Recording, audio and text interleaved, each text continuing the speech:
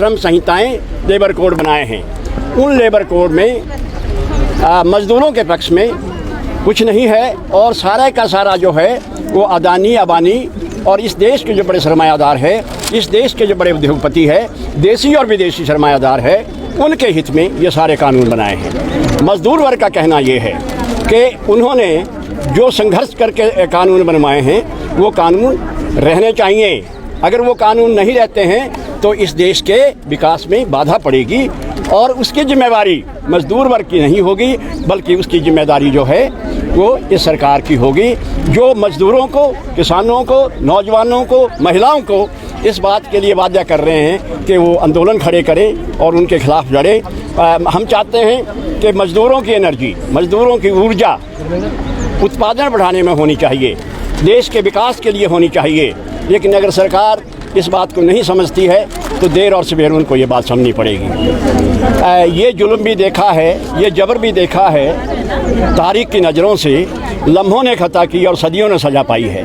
Bharatiya Janata party के जब इतिहास लिखा जाएगा तो इस इतिहास में लिखा जाएगा कि भारतीय जनता पार्टी एक ऐसी पार्टी है जिसने मज़दूरों के लिए जो कानून बने थे उन कानूनों को ख़त्म करके उनके ऊपर गुलामी का जीवन ला देने की कोशिश की है।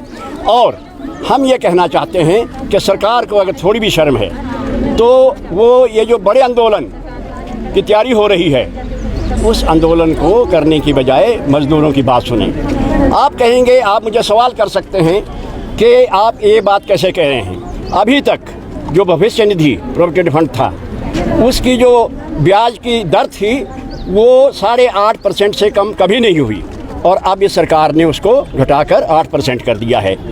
इसी तरीके से जो मिनिमम वेज हैं, जो पेमेंट ऑफ वेजेज एक्ट हैं, जो फैक्ट्री एक्ट हैं और जो इंडस्ट्रियल डिस्प्यूट एक्ट है, उन तमाम जो प्रोविज़न थे उन तमाम प्रोविज़न की अवहेलना हो रही है और उसकी वजह से सुरक्षा के मामले में फैक्ट्री एक्ट की उल्लंघना हो रही है।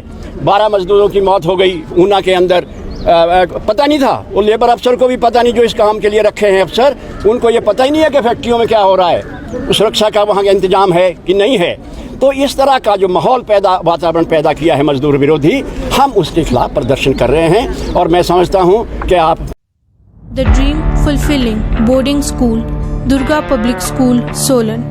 The school has the rare distinction of nurturing kids to national and international level in sports. Our career-oriented education produces doctors, engineers, armed officers, and students studying abroad. The high-quality food, hostel facilities, hobbies, and teachers prepare the children to give their 100% effort throughout their life.